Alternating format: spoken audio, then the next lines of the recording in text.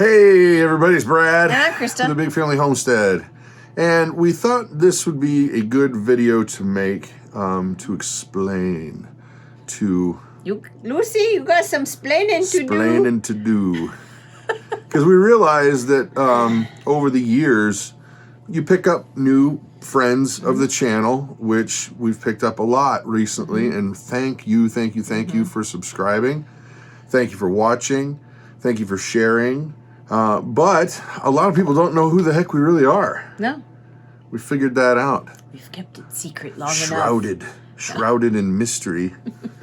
Yeah, well, and so we figured, well, let's give you the short version of who the heck we are and why we're doing this. No short version. 50 minutes later. 3 hours later. No. Well, we'll start out with, I guess, where we're at today. We've got 7 kids, okay? And age David ranges from 23 to 10. Yeah. 3 of our children are married. Yes. So. 2 were in the military. 1 just got out. And we just love our kids. Our kids are great. They're well-behaved, godly little boogers. We have 3 grandbabies. Yeah. 2 little boys and a little girl. So. You know what? This is the wrong way to do this. We got to back up. Okay. Okay. Out of high school. Back up. We met in high school. Yes. High school sweethearts. Different high schools, though. Yeah. We met at church. The high schools were not sweethearts. No. Me and her were. Right. Yeah. Yep. And I was in a lot of music programs. And we met at a concert. Yep. I was singing in a barbershop quartet. Yes. At Van Wezel in Sarasota. Yeah. The big purple cow. I think that's what they call it. Wait till the sun shines, Nelly. I love that stuff. But I was into a lot of music programs, and I was not in any music programs. Yep. And out of high school, a lot of stuff happened there. We got married shortly after high school. Yes. 2 years after high school. Yeah. Yeah. And then I, being into music and audio production, got into a Christian rock band, and we got signed to a record contract, regular record deal. Started touring and playing all over, the tour buses and the flights and all the festivals and all the fun stuff. We played with, we had radio hits. We had 3 hits, top 10 hits? I think so. Yeah. But, playing with DC Talk and Skillet and the Newsboys and all these guys. And we were going up. But then, you get to 150 shows a year that you're gone from the family, and that was getting really, really rough. And I remember the phone call when my eldest boy, who was little, he was 3. He was crying, "Daddy, when you gonna come home?" And I was like, "I'm out. Don't." And it was cool because our lead singer was feeling the same thing too. Like it was just too much. Yeah. And we were not willing to sacrifice our families for success. Right. And you were stay-at-home mom. She was... Well, before we had kids, when we got married, I was working at a Christian bookstore and did that until right before we got pregnant with our oldest son. So. But she learned how to do it all. And it was, I'll tell you what, if you're ever involved in ministry at all, you got to understand that if the husband is like the guy out there doing the stuff, the wife is absolutely just as much a part of that ministry, or else you will fail. Right. If your wife is not able, or your spouse, I should say, because it could be the wife doing the ministry. Right. If your spouse is not supporting you and on board, it's not going to fly. Well, and praying for you and taking care of the kids, making them understand Daddy still loves them, but he's got to be gone for a little while. Right. And he'll be back. Don't worry. And we would talk on, at this time, cell phones were not... Flip phones. They were flip phones, but they were not... they were very expensive So they could only talk for a few minutes at a time until cell phones became, of course, you guys know that's... Blah, blah, blah. Yeah, but... I've got a very funny story to share about the cell phone thing with a band member. Oh, right. I'll do that at the end, though, because it's really, really funny. It's a funny story. It doesn't really have a lot to do with us, who we are. So as we're growing in music, and then I ended up... In our faith, yeah. Mm-hmm. Also ended up opening a video production facility. Mm-hmm. And did a lot of video production for some of the biggest politicians and sports stars and motivational people in the world. Mm-hmm. Like everybody from Mikhail Gorbachev, President Bush, Peyton Colin Manning, Powell. All these people, big sports people, Jerry Lewis, Joe Montana. But one of my favorites, Zig Ziglar. Mm-hmm. I worked with Zig Ziglar a lot. And he passed, but he was a godly man. Mm-hmm. And he was just awesome, loving dude. He's missed. But, we kept going. Got into another band, another Christian rock band, against my better judgment. No. It was good. Yeah, it was good. You just did well. But there was this one point where a friend of mine called and said, do you want to get out of doing those business things and get back into ministry mm-hmm. full time? I said, yeah. Mm-hmm. What is it? Well, this church needs a praise and worship director who also does video production and audio production. And you're perfect for it. And who has all that in one spot? Right. Yeah, you know? That's a unicorn. I'm a unicorn. That's a unicorn because you either know how to do the video stuff or the audio stuff or the music, but to do both that's huge. That's not very many people do that, but this guy does. Whatever. Whatever. I don't know. Nut bar. So mom. Stay-at-home mom still homeschooling. Well, but here's the thing, is that when I went and talked to you and said, here's what is an offer, because we were basically going to get less than a third of our salary if we did this. Yeah. What we were used to. Right. And we'd have to move long way away. From Florida to Ohio. And I went and told you, and what was your reaction? Yay! Let's go! I don't know. I don't remember, actually. I do. Are you nuts? Is more like it. No, I'm teasing. I don't know. No, we prayed about it. Mm-hmm. And then the next day you were like, yeah, we should. Yeah. And it was just like, boom, confirmation after confirmation.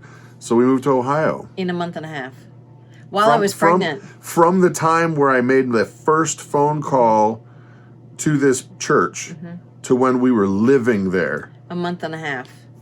And I was 6 months pregnant. She's a trooper. Yeah. Okay. That was oh my gosh. I can't even imagine. But I can't imagine doing that now. They were great and they were kind. Yes. And when we got there, we had some of those, moving pods because we just stuck all the stuff in there. We had 2 of those and a truck. Yes.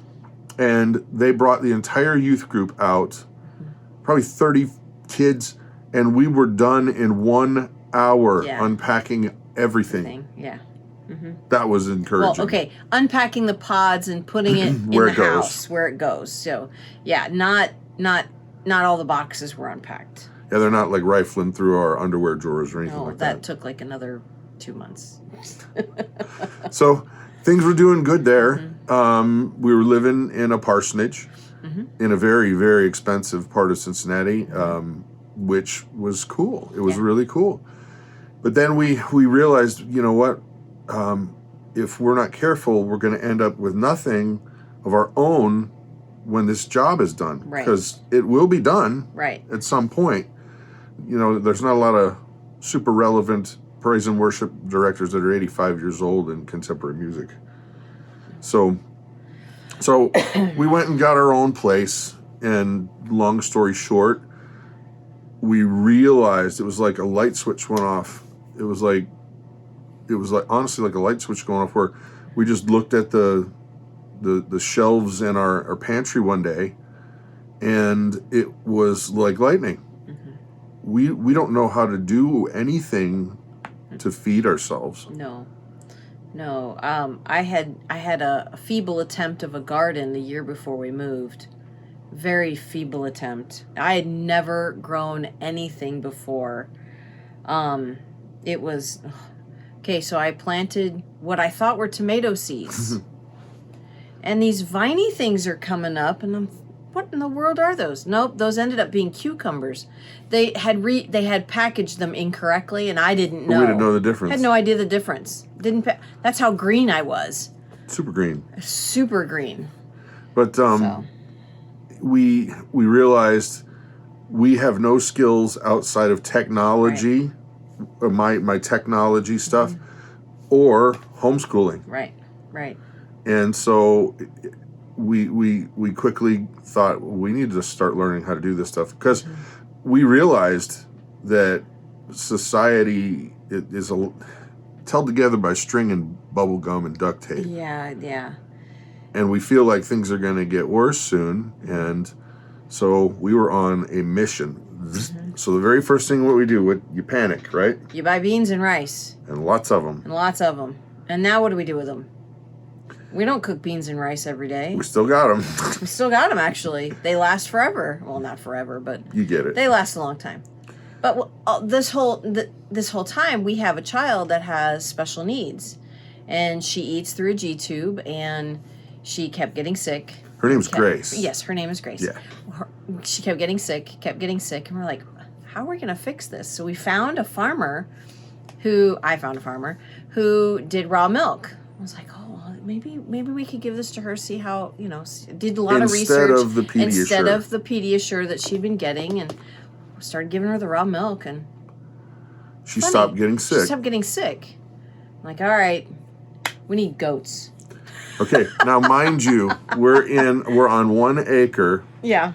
In a suburb of Cincinnati. We ended up getting our own home, and it was great. Yeah. Our neighbors were Second Amendment, awesome people, had a backstop and everything, and instructor. Yeah, and we would go out and learn that. Right. And milk the goat while they're shooting. No, just kidding. Sometimes. No. But we started getting chickens. We started doing well with the garden. Right. And did really well with the garden. Yeah, we did. Yeah. Biochar. Biochar. I learned how to make goat cheese. I learned how to make yogurt. So having goats is a great starter into dairy. And then come to find out, nobody in the house liked goat's milk or goat's cheese. So, let's get a cow. I mean, why not? They have small ones. So at this point, we had just started the YouTube channel. Yes. Around this time. Shortly before getting the cow, we started the YouTube channel. And so we're getting this small cow, and we're getting tons of milk from this Dexter cow. She's 500 pounds, and she's a great add to our family. Grace was not getting sick anymore. Yep. She was just not getting sick. And it was amazing. It was wonderful. Then somebody must have called zoning and made a big stink, because all of a sudden, miraculously, our zoning changed. Yeah. And even though we were in a rural area, it was too close to the city, and they said, we realize that you have had these animals there, but they got to go, or you got to go. Yeah. That was a quick... No, it was just, they got to go. Well, and if they don't go by a certain time, you have to pay this fine. And then keep paying the fine. And keep paying the fine until they're gone. Well, with our daughter not getting sick, the decision was very easy. We're leaving. Yeah. Yep. So we started looking for a house.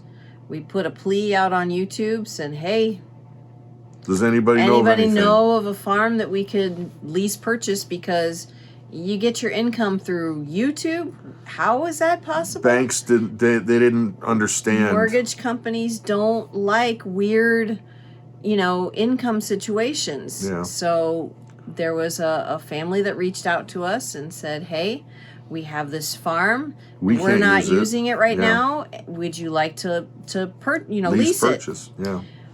Yeah. Well, let's go look at it. So cool. And but the funny thing is when we were deciding to move, I'm like, I don't want to move north. She was praying, please don't. I don't want anything but north. Lord. It's just too cold. It's just too cold. I'll take anything but north. Right. And guess what he gave? Guess what he gave us? And it was a blessing. It's a humongous blessing. So we came up here to check out the place, check out the area, fell in love with it immediately. Yep. Love Wisconsin. It was a good thing that it was during the summer. Yeah, it was in July, which was really kind of warm, but when we came to look at the place, and just a beautiful area up here. So we were hooked. And so here's what happened. The people we were lease purchasing the home from were great, and they were very helpful and everything. But as time went on, we realized, oh no, this thing needs a lot of work, and oh no, that thing needs a lot of work, and oh no, the barn needs to be redone. And then we went to go get a loan, and the bank said, with all this stuff, we're not going to give you a loan on it. No. At all. No. So we unfortunately had to start looking for another home. And we just happened to drive past this one when we were driving on our ATVs. Smiley face. Yeah, and he fell in love with it the minute he saw it. Yeah. And it was God's blessing for us to get this house. It fits our family. Everybody can be here, and there's space for everyone. You're not on top of everybody, and even during the winter, it doesn't feel like you're all in a box. No, it's very open and there's lots of windows, and it's really healthy helpful and healthy for us in the wintertime. Well, and now we've got, let's see, how many cows do we have? We went from Ohio to Wisconsin. We now have... We're from Florida to Ohio to Wisconsin. Florida to Ohio to Wisconsin. In Ohio, we had a few goats. We had some pigs. We had chickens, rabbits, goats, a cow. Well, then we come up here. We no longer have rabbits because... It's just... That's a mess. We don't need to because we like beef better. Right. We don't need to do rabbits, even though our kids really want to have rabbits. But Wabbit anyhow, season. It's wabbit season. So we have chickens. We raise our own pork. We raise our own beef cow. Right now we have 2 dairy cows and then a heifer calf that's growing up, and we have Puzzle, our donkey. So and we just had geese, but we gave them to some friends. We have had geese, yeah. And we're going to do pork again in the spring. And we're learning all of these systems, all of this farming, all of this canning and preserving food. She has become a great baker. I do like to make bread. I really do. Yeah. And that was actually a really cool thing that she had a ministry in Cincinnati where when a new person would come to the church, like they'd put a card in and say, yeah, I'm a new person. She would bake bread in the morning and they would deliver it warm to these people's house. Yeah, it was really cool. When they got home from church. So somebody would meet them. They'd knock on the door, say, here, we just wanted to thank you for coming. Yeah. And it brought so many people to the church. Yeah, it was really neat. Yeah. And so sometimes when you see me do ding-dongy things, it's because I don't know any better. We are still learning. Yeah, we've been on this journey for 10 years, and we are still learning. I know there's a lot more gardening that I need to learn. We've moved from gardens in the ground to raised beds because as we get older, it's harder for us to weed the garden if it's on the ground. So raised beds are way easier for us. We need to build a greenhouse in the spring. And that's another thing that's on the planning board is a greenhouse. So yeah. a couple So of things, but yeah. This is where we're at. And if it wasn't obvious enough, we're believers. Yes. we love Jesus. And I've been around so many different churches just because of being in the Christian rock band. Yeah. We don't like fighting about doctrine anymore. As long as basics are in line, then we're just happy as a clam. Right. foundational stuff. We actually do a Bible devotion too, if you're into that, or would be interested. It's called Big Family Devotions YouTube channel, and that's 8:30 in the morning. Central. Central. And we're taking it one step at a time. But if you're on the edge of thinking, well, should I start to learn some of these self-reliant skills? Please do. Yes. Please do. You're going to need them. Yes. Even if you just learn how to make things from scratch, that's a great step in the right direction. Baking and preserving. Learn how to make your own bread, preserve your own vegetables. If you live in an apartment, you can still do bucket gardens. You can still do bucket garden. You can still raise a couple of tomato plants in buckets. I actually saw yesterday, I hadn't told you this yet, this one person was growing carrots in plastic bags. Cool. Because why not? Then you slit the bag. They're done. They're done. You can easily find all of the carrots, and I just got to go BPA free. Of course. Yeah. Of course. But you could do the same thing with potatoes. Yeah. A potato, in a bag, and we did potatoes in bags. We have done them in bags in Ohio. But here's another thing too, guys. If you want to go back and look at some of our journey, we have over 2,000 videos. Yeah, we've got a lot of videos out. Just go to one of our playlists DIY. And just go way back. There's so much stuff that we're starting to repeat everything, which is fine. Right. Because a lot of new people are here. But that said, that's who we are. Yeah. Yeah, that's us. I got to tell you the story. Oh, wait. We'll say goodbye, and then everybody wants to stick around. So, hey, I'm Brad. I'm Christa. You guys have an amazing and blessed day. Okay, the story. I'll leave names out of this because... I don't think they watch anay, so it doesn't matter. But I'm still not going to name names. Well, you're not going to name last names. I'm not going to name names. Yeah. We had a guitar player that was working for our band. He was a hired guy. And this was back when cell phones were really expensive still. Really expensive. He fell in love with this young lady, and he was long-distance relationship because we were traveling a lot. And he was always in this pickle of he would save up money, and then get his phone turned back on, and then he would talk to her so much that it would get shut off all the time because bills were very expensive. Yeah. So he was kind of like phone on, phone off, phone on, phone off. Well, this time it was phone off, period. And we were getting ready to play this show. He was at sound check, no problem, and then he disappeared. We couldn't find him at dinner, nothing. And he was just gone, and we were getting a little bit concerned. And then he comes up huffing and puffing right before it's time to play. And the next day he told us what happened.